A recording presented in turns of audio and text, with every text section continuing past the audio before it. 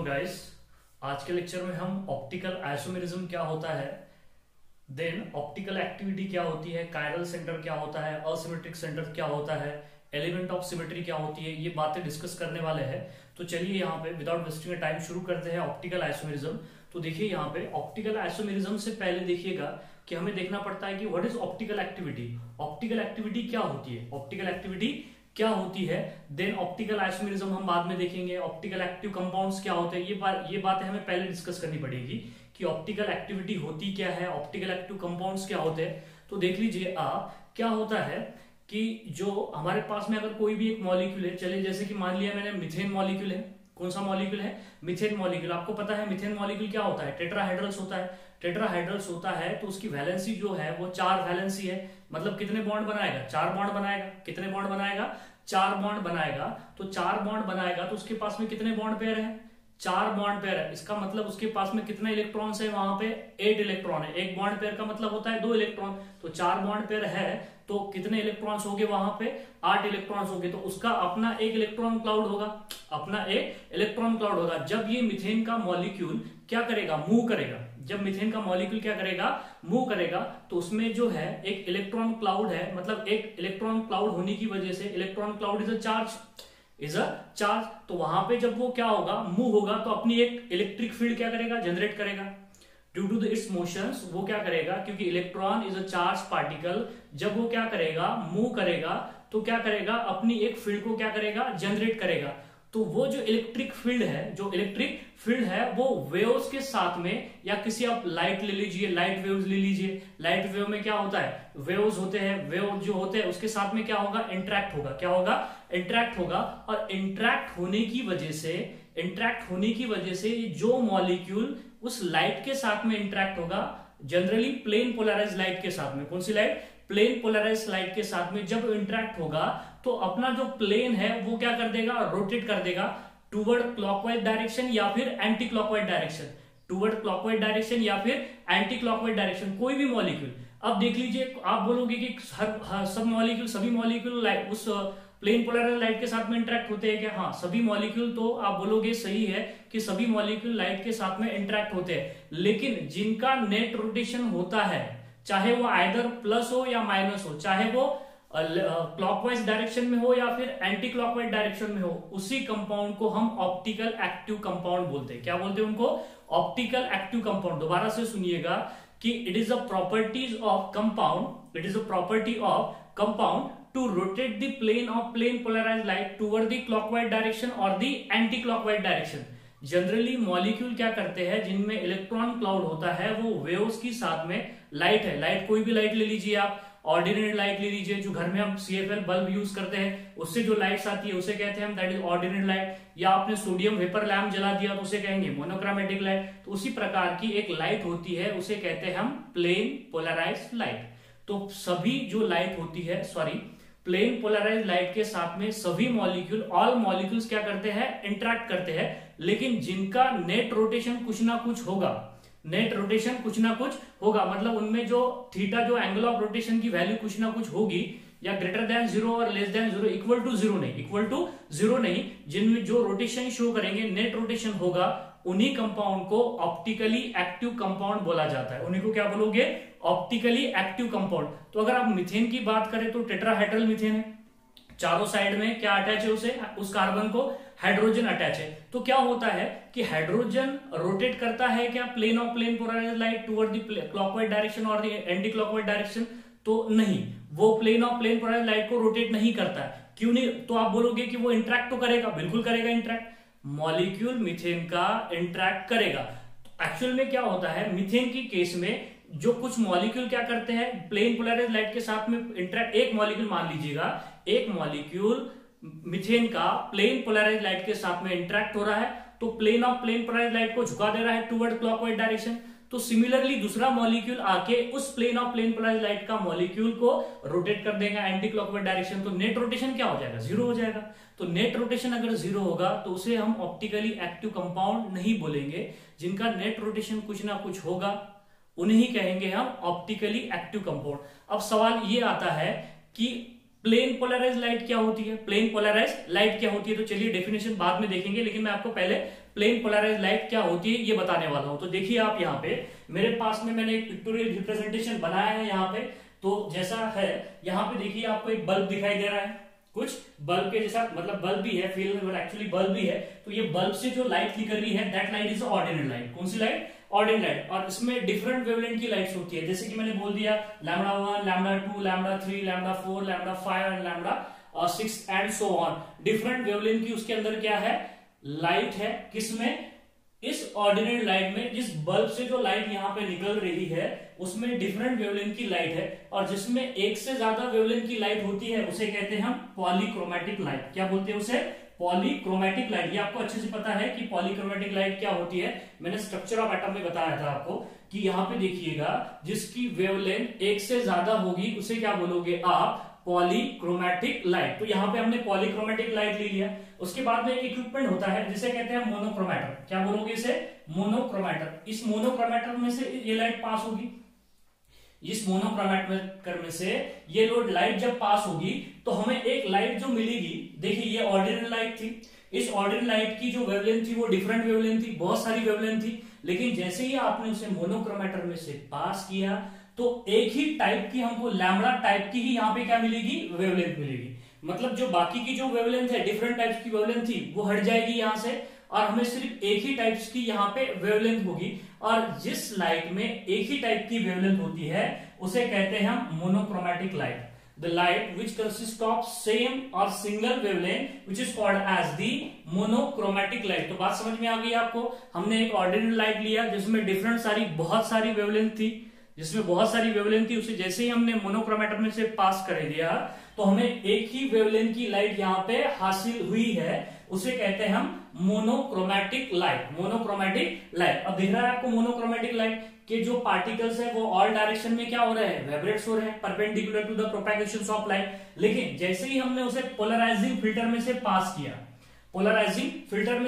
किया, या diffraction gradient बोलते हैं जिसे, पोलराइजिंग फिल्टर बोलो या फिर डिफ्रैक्शन ग्रेडियंट। चलिए मैं यहाँ पे पोलराइजिंग फिल्टर बोला है। तो देखिए ये जो खड़ी जो लाइट है, इस तरीके से जो खड़ी लाइट है ये इसमें से पास होगी। देखिए इसके ये जो यहाँ पे पोलराइजिंग जो फिल्टर है, ये जो फिल्टर है इसमें से लाइट कौन सी पास हो सकती है? ओनली जो वर्टिकली वाइब्रेट्स कर रही है, जो वर्टिकली क्या कर रही है? वाइब्रेट्स कर रही है, वही लाइट पास होगी। जो हॉरिजॉन्टली वाइब्रेट्स कर रही है वो लाइट पास होगी कि इसमें से? नहीं होगी। तो हमें देखिए जैसे ही हमने मोनोक्रोमैटिक लाइट पोलराइजिंग फिल्टर में से पास की तो क्या होगा कि हमें सिर्फ एक ही टाइप की क्या मिलेगी? यहाँ पे एक ही प्लेन में। ये जो देखो यहाँ पे क्या दिख रहा है आपको कि लाइट के जो पार्टिकल्स है और डायरेक्शन में क्या हो रहे हैं? वाइब्रेट्स हो रहे हैं। मैंने बताया है यहाँ पे, देखो डायग्रामेटिकली बताया है कि और डायरेक्शन में वाइब्रेट हो रहे हैं। लेकिन जैसे ही मैंने उसे पोलराइजिंग फिल्टर में से पास किया तो हमें सिर्फ एक ही टाइप के पार्टिकल्स मिलेंगे। मतलब यहाँ पे हमें एक प्लेन मिलेगा, इस तरीके से वाइब्रेट नहीं होगा। एक ही प्लेन में लाइट क्या होगी? वाइब्रेट्स होगी। यहाँ पे ऑल प्लेन में हो रही थी लाइट, ऊपर नीचे दाएं बाएं, समझ में आ रही बात है। लेकिन जैसे ही पोलराइजिंग फिल्टर में से हमने उसे पास किया तो जो लाइट मिली है हमें वो सिर्फ एक ही प्लेन में क्या हो रही है? वाइब्रेट्स हो रही है। इसे कहते हैं हम प्लेन पोलराइज्ड लाइट। क्या बोलोगे आप इसे? Plane polarised light. समझ में आपकी बात यहाँ पे कि plane polarised light which is obtained by passing the ordinary light or the monochromatic light through the diffraction gradient such ray of light which is called as the plane polarized light। कौन सी light बोलोगे आप उसे? Plane polarised light. अब यहाँ पे देखिएगा कि plane polarised light तो हमें मिल गई, हमें यहाँ पे प्लेन पोलराइज्ड लाइट मिल गई। अब सवाल ये है कि इस प्लेन पोलराइज्ड लाइट का हमें क्या करना है? तो जो कोई भी सैंपल हो, कोई भी सैंपल ले लीजिए आप, मिथेन ले लीजिए, इथेन ले लीजिए, 2-क्लोरोब्यूटेन ले लीजिए, लैक्टिक एसिड ले लीजिए, या फिर कोई भी ग्लूकोज ले लीजिए या फ्रुक्टोज ले लीजिए, उसके साथ में हमें उसमें से इस लाइट को क्या करना है? पास करना है। इस लाइट को क्या करना है? पास करना है। तो जो कोई भी कंपाउंड इस लाइट का जो प्लेन है, यहाँ पे देखिए इस लाइट का जो प्लेन है वो कैसा है? खड़ा है। तो जो कोई भी कंपाउंड इस लाइट का प्लेन को क्या कर देगा? रोटेट कर देगा, आइदर क्लॉकवाइज डायरेक्शन और दी एंटी क्लॉकवाइज डायरेक्शन। उसे कहते हैं ऑप्टिकल एक्टिव कंपाउंड। समझ में आती बात है आपको कि ये किसी सैंपल में से, मैं बताऊंगा आपको, किसी सैंपल में से पास करने के बाद, प्लेन पोलराइज्ड लाइट को पास करने के बाद किसी सैंपल में से अगर वो प्लेन पोलराइज्ड लाइट का प्लेन अगर झुक गया टुवर्ड क्लॉकवाइज डायरेक्शन या फिर एंटी क्लॉकवाइज डायरेक्शन, तो उस कंपाउंड को कहते हैं हम optical active compound. So that is it is the ability of compound to rotate the plane of plane polarized light toward clockwise direction or anti-clockwise direction, which is called as optical activity. क्या बोलोगे उसे? Optical activity. और जो compound optical activity बता रहा है उसे कहते हैं हम ऑप्टिकल एक्टिव कंपाउंड. क्या बोलोगे? Optical active compound. अब यहां पे देखिएगा कि ऑप्टिकल आइसोमर्स क्या होते हैं. ऑप्टिकल आइसोमर्स क्या होते हैं? जिनका मॉलिक्यूलर फार्मूला क्या होगा? सेम होगा. स्ट्रक्चर भी क्या होगा? सेम होगा. बॉन्डिंग भी क्या होगी? सेम होगी. समझ में आ रही बात है? देखो यहाँ पे ऑप्टिकल आइसोमर जो होते हैं उनका पहले आइसोमर्स होने के लिए तो पहली कंडीशन है कि मॉलिक्यूलर फार्मूला सेम होना चाहिए. लेकिन ऑप्टिकल जो आइसोमर्स होते हैं उनमें मॉलिक्यूलर फार्मूला सेम होता है, स्ट्रक्चर भी सेम होता है, बॉन्डिंग भी सेम होती है. बॉन्डिंग भी डिफरेंट नहीं होती है, लेकिन डिफरेंट क्या होता है? But different their behaviour toward the plane polarised light. But different their behaviour toward the plane polarised light. मतलब उनका बिहेवियर. दो कंपाउंड है मेरे पास, एक ये कंपाउंड है और दूसरा बी कंपाउंड है. मान लीजिए एक कंपाउंड ए है, दूसरा कंपाउंड बी है. ये दोनों का मॉलिक्यूलर फार्मूला सेम है, लेकिन अगर ये प्लेन पोलराइज्ड लाइट को क्लॉकवाइज डायरेक्शन में रोटेट करेगा तो ये क्या करेगा? एंटी क्लॉकवाइज डायरेक्शन में रोटेट करेगा. तो दोनों का बिहेवियर क्या हो गया? Toward the plane polarised light क्या हो गया? डिफरेंट हो गया. तो ऐसे कंपाउंड को कहते हैं ऑप्टिकल आइसोमर. दोबारा से सुनिएगा, मॉलिक्यूल का मॉलिक्यूलर फार्मूला सेम, स्ट्रक्चर भी सेम, बॉन्डिंग भी सेम, सिर्फ डिफरेंट क्या है? Behaviour toward the plane polarised light. एक रोटेट करेगा क्लॉकवाइज तो दूसरा क्या करेगा? Anti clockwise. उन्हें कहते हैं हम ऑप्टिकल आइसोमर. कैसे देखते हैं ऑप्टिकल आइसोमर, कैसे देखते हैं रोटेशन, ये सारी बातें हम अभी डिस्कस करने वाले हैं. अब जल्दी से मैं बाजू हट जाता हूं, इसका स्क्रीनशॉट लीजिएगा, आगे बढ़ते हैं.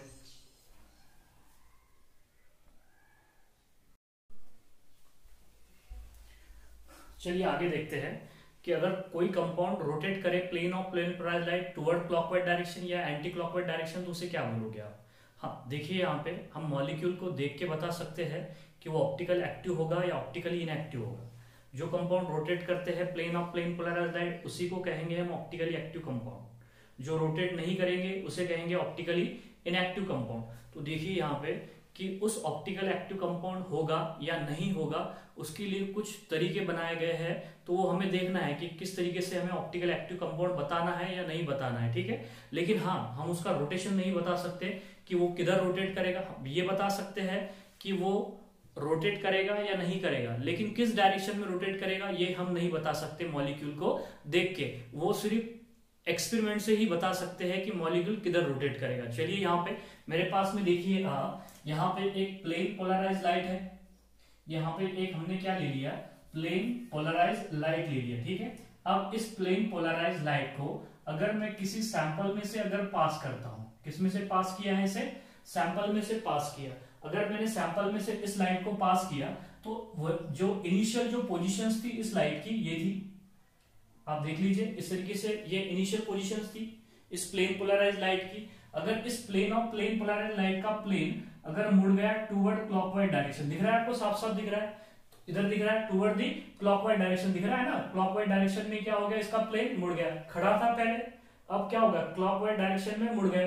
तो इनके बीच का जो एंगल होता है, इनके बीच का जो एंगल होता है उसे कहते हैं थीटा. दैट इज इसे कहते हैं angle of rotation. Angle of rotation. अगर कोई कंपाउंड अगर plane of plane polarised light को अगर सैंपल, ये सैंपल है, यहाँ पे कोई कंपाउंड है, कोई सैंपल है हमारे पास में, उसमें से क्या किया हमने? प्लेन पोलराइज्ड लाइट को क्या किया? पास किया. अगर उस सैंपल ने इस plane of plane polarised light का प्लेन झुका दिया toward the direction? Clockwise direction. कौन सी डायरेक्शन बोलोगे आप? That is clockwise direction. Clockwise direction. तो इस कंपाउंड को बोला जाता है डेक्स्ट्रो रोटेटरी कंपाउंड. क्या बोलोगे आप इसे?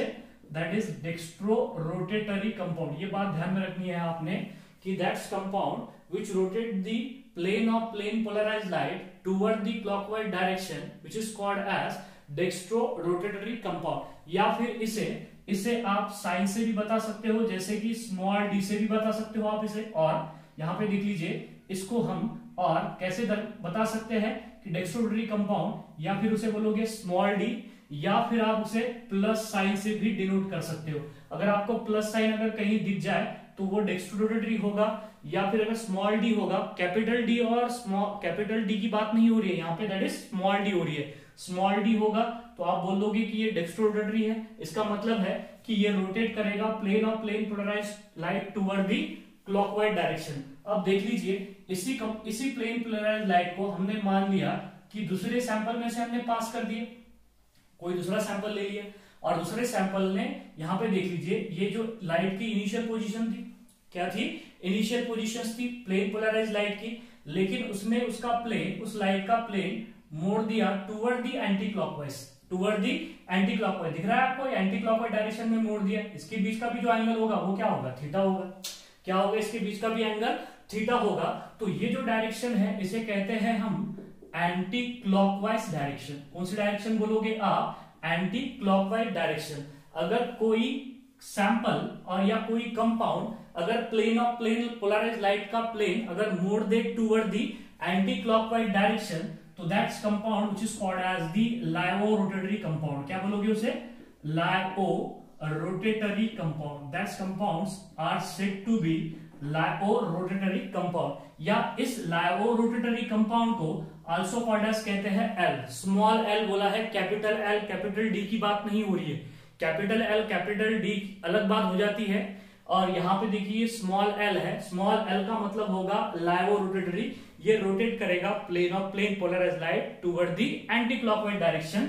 या तो फिर हम किससे बता सकते हैं, माइनस बता सकते हैं। किससे, माइनस से। समझ में आ गई बात आपको, इन्हें कहते हैं। अब आपको बात समझ में आ गई होगी कि दो कंपाउंड, अगर एक कंपाउंड है मेरे पास वो रोटेट कर रहा है प्लेन पोलराइज्ड लाइट का प्लेन टुवर्ड क्लॉकवाइज डायरेक्शन, तो उसे क्या बोलोगे, डेक्स्ट्रोरोटेटरी कंपाउंड या स्मॉल डी या प्लस। ठीक है, अगर रोटेट करेगा एंटी क्लॉकवाइज डायरेक्शन में plane of plane polarised light तो उसे क्या बोलोगे, लायो रोटेटरी कंपाउंड। और या बोलोगे एल कंपाउंड या फिर माइनस कंपाउंड। तो ये यहाँ पे रोटेशन है, क्या है, रोटेशन है। और जिन कंपाउंड का मॉलिक्यूलर फार्मूला सेम हो जाए और रोटेशन अलग अलग हो जाए, एक का क्लॉकवाइज हो जाए और एक का एंटी क्लॉकवाइज हो जाए, उसे क्या बोलोगे आप, ऑप्टिकल आइसोमर्स। उसे क्या बोलोगे, ऑप्टिकल आइसोमर। और जो रोटेशन शो करते हैं, जो रोटेशन शो करते हैं, अगर मैं यहाँ पे 2 क्लोरोब्यूटेन ले लूंगा तो रोटेशन शो करेगा, ग्लूकोज लूंगा तो रोटेशन शो करेगा, फ्रुक्टोज लेगा तो रोटेशन शो करेगा। लेकिन आपने इसमें वाटर ले लिया तो वाटर रोटेशन शो करेगा क्या, नहीं शो करेगा। तो उसके लिए कंपाउंड, कौन से कंपाउंड रोटेशन शो करेंगे, कौन से कंपाउंड रोटेशन नहीं शो करेंगे, उसके लिए कुछ तरीके बनाए गए हैं कि कौन से कंपाउंड रोटेशन शो करेंगे। और जो कंपाउंड रोटेशन शो करेंगे उसे क्या कहोगे आप, ऑप्टिकल एक्टिव कंपाउंड। क्या बोलोगे, ऑप्टिकल एक्टिव कंपाउंड। अब यहाँ पे देख लीजिए एक इंपॉर्टेंट बात देखिए, यहाँ पे ये जो है, ये जो हम बता रहे हैं कि प्लस और माइनस जो बता रहे हैं हम, ये सिर्फ एक्सपेरिमेंटली मेजर है। It is measure only by experiment, only by experiment. हम सिर्फ एक्सपेरिमेंट से ही वो डेक्स्ट्रोरोटेटरी होगा या लाइवो रोटेटरी होगा ये बता सकते हैं, लेकिन वो मतलब एक्चुअली ऑप्टिकली एक्टिव होगा या नहीं होगा ये हम मॉलिक्यूल को देख के भी बता सकते हैं। लेकिन वो कौन सा रोटेटरी होगा, डेक्स्ट्रोरोटेटरी होगा या लाइवो रोटेटरी होगा, ये सिर्फ हम किससे बता सकते हैं, एक्सपेरिमेंट से बता सकते हैं। लेकिन कुछ क्या करते हैं बच्चे कि देख के बता देते हैं, हम देख के नहीं बता सकते कि वो डेक्स्ट्रोरोटेटरी होगा या लाइवो रोटेटरी होगा। अब देख लीजिए, उसको देखने के कुछ तरीके हैं। वो तरीके समझने के लिए यहाँ पे हमें कुछ इंपॉर्टेंट टर्म्स देखनी पड़ेगी, कुछ इंपॉर्टेंट टर्मिनोलॉजी हम यहाँ पे डिस्कस करने वाले हैं। सो देखिए, इसमें सबसे पहली जो टर्म्स है वो है which is the first term which is the stereogenic centre या स्टीरियो सेंटर। देख लो पहले क्या देख लो यहाँ पे, स्टीरियो सेंटर।